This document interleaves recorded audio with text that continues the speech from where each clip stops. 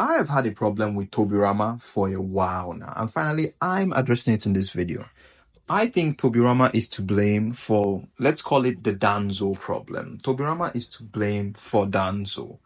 Danzo is one of the most controversial figures in the Naruto universe, from orchestrating the Uchiha massacre to illegal experiments and underground dealings like Root Ambu.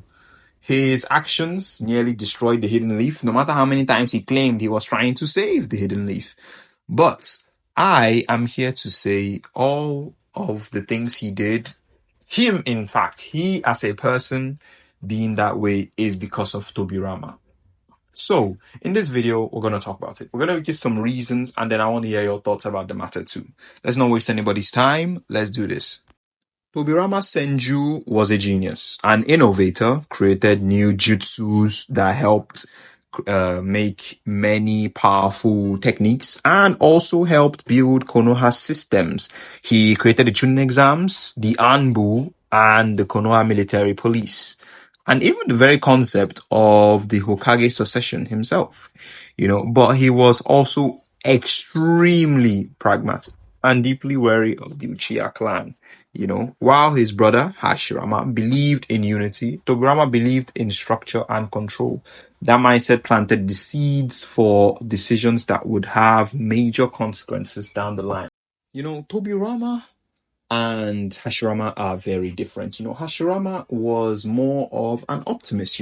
He saw the good in people. I mean, he was very, very willing to kill himself because Madara, his homie, wasn't trying to join the village. You understand? He was like, nah, man, you gotta, come on, man, come on, let's do this. You understand? He was goofy. He was, at the Kage summit, that first Kage summit, all of them were looking at him like it was a dumb fuck. But it's not like any of them could try anything because they all knew, yeah, he's playful, but it don't mean he will not mop the floor with you like real quick. You understand? But that way of, funny enough, not funny enough, but I think all of you would agree, if Tobirama was the elder brother, there would have not been any peace. I don't even think we'd have any hidden villages by today.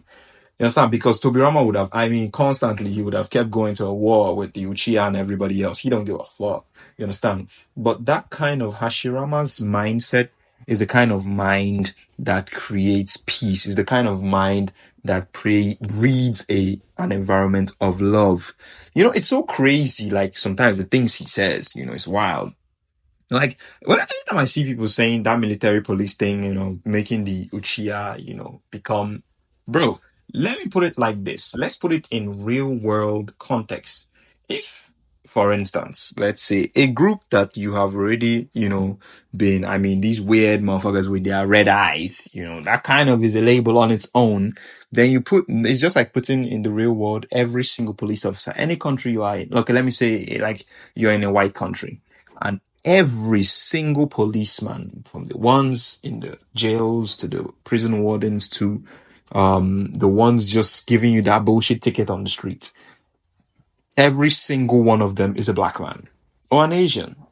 Wouldn't that breed prejudice? Wouldn't that breed prejudice? Even if they are doing their job, like, yeah, maybe that guy did break the law and they are arresting him, you understand? But nobody cares.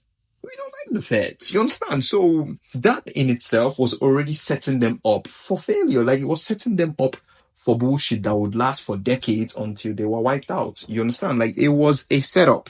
That was a gigantic setup and it was all orchestrated. He never liked them. He didn't want them to be in the forefront of, village politics. If Hashirama had survived and like lived longer, I don't think there's a reason why what do you call it? An Uchiha would not have been the Hokage by now. At least one. You understand? They would have been in decision making. He would have involved them very well because they're his people. He saw them as his people. He saw them as his homies. Anytime he sees them, he sees Madara, his homie.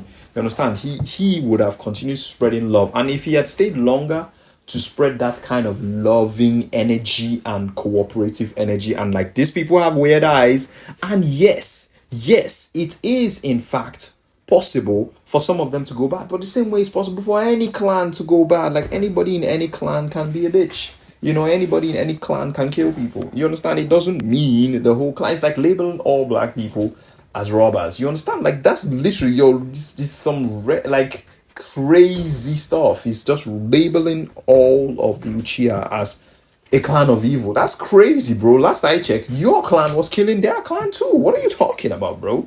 So that shit, that whole stuff he said was like crazy work. Like, what are you talking about, bro? You understand? And it was this kind of mindset because Hashirama was not alive long. Then Tobirama took over, and Tobirama had them as students, Danzo, Hiruzen, and all that. You know, and also people always use that as an excuse. Like, no, he can't be. You know, it's like I don't know. It kind of reminds me of like when people say, "Nah, he can't be racist. He has black friends." Like, nah, that don't mean shit, bro.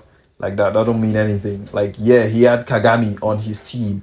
Like, yeah, he told the one Uchiha on his team, "You're different." It's like saying you like a white like a racist saying, "Nah, you're one of the good ones." You know, like what are you talking about, bro? That means nothing. He instilled this sense of the Uchiha are different from the rest of the village on those elders and on Danzo and even Hiruzen. Hiruzen didn't fuck with the Uchiha. Leave all that old man gimmick. He don't fool me.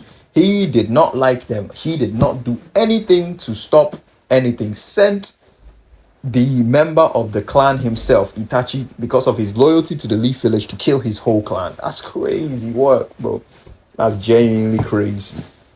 So all this, that whole stuff, it was Tobirama set it up decades earlier, put it all in their mind, and this whole group of people, Kagami died, this whole group of people grew up to become the later problem for the Uchiha down the line. Then we have the problem of Root, the secret Black Ops division of the Ambu.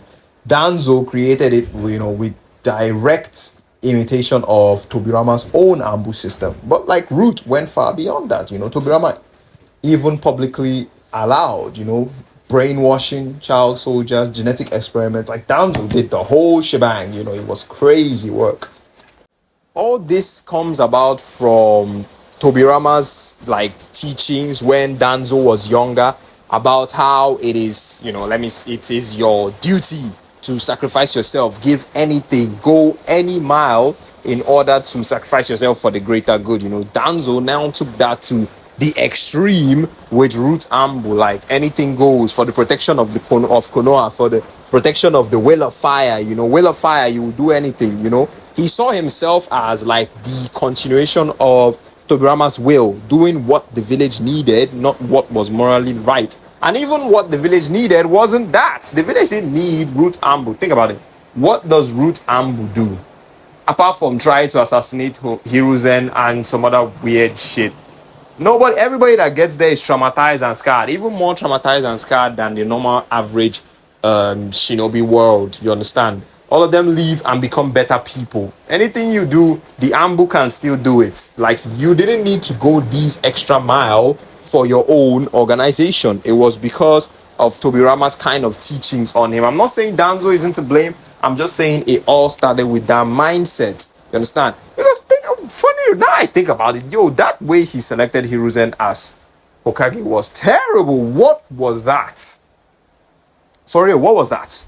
Like, yo, because he decided to sacrifice himself, this person is a good individual to be able to judge people, know how to work diplomacy amongst villages, know how to lead people. Bro, that any suicide maniac can decide to want to sacrifice himself for the village. What are you talking about? You know what makes it even worse is Danzo, like, he doesn't even believe the things he was doing was evil. You understand? He believed he was doing what Tobirama would have wanted. You know, he thought peace required sacrifice, control, secrecy, and doing horrible things and just coining it as doing it for the greater good, for the Leaf Village. Even though it was shown multiple times that the things you are doing were in fact harming the Leaf Village. You understand? But Tobirama's flaw wasn't just being pragmatic, you know. It was not understanding how his ideologies affected those around him, affected his students. A good teacher would know not to bring your own ideals onto others. They were young, impressionable, young 17, 18-year-old ninja. They knew no better. You were literally Lord Second. You understand? The second Hokage. The Lord First brother. They looked up to you. Anything you said was law. You understand? He never corrected Danzo's ways. He saw it early. Tobirama saw it early that Danzo was this kind of person that he always tried to compete with Hiruzen, for instance. You understand? Always wanted to one-up him, but didn't caution and didn't show him any love. Also, he just backfired. He'd be like, yo, you always do this. You understand? No, a good teacher should tell him, you in your way, even though you didn't raise up your hand to be the one to want to sacrifice himself, it doesn't make you any less of a person. Danzo. You understand? That kind of thing could have actually, because I feel that's what Hashirama would say. You understand? In fact, Hashirama would have probably not even brought up that kind of dumbass suggestion. You understand? So he never realized that, teaching someone to do what must be done without balance, without empathy, creates dangerous people. So, in a way, Danzo became Tobirama's unintentional legacy. Funny enough, a twisted reflection of what happens when fear outweighs trust. You understand? Tobirama was a brilliant leader. Don't get me wrong. Fantastic shinobi, good leader. But he was also a person that made very, very questionable choices. In fact, not questionable, terrible choices. His system gave rise to Konoha's strength, but they also gave birth to the shadows, the ones that would ultimately bring about some of its doom and problems in the future. People like Danzo. So, is Tobirama directly responsible for Danzo's crimes? No, of course not. No, that's Danzo's. Like, Danzo was a grown-ass adult old man doing all those disgusting things. That was all him. He still wanted to do that. But sometimes the road to darkness is paved by good intentions. And Tobirama, for all his wisdom, never saw how far his legacy could fall. So, let me know your thoughts. I know a lot of people like Tobirama. I know. Tobirama has but what's called free privilege. Because, Tobirama he died young. So, every video, every iteration, everything you always see of him is the young, cool, red-eyed, white-haired shinobi, water-style shinobi. You understand?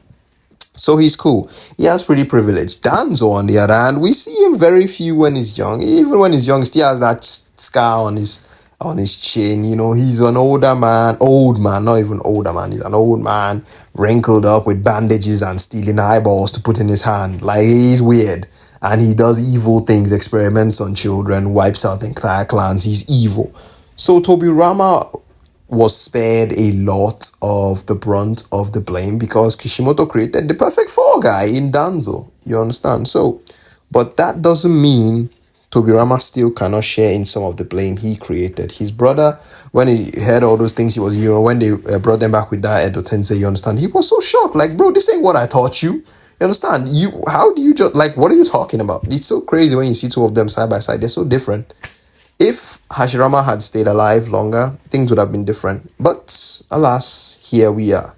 So let me know your thoughts. Do you think he's to blame at all? Do you think things could have been different? What do you think of how Danzo turned out? Was it, in fact, Tobirama's fault?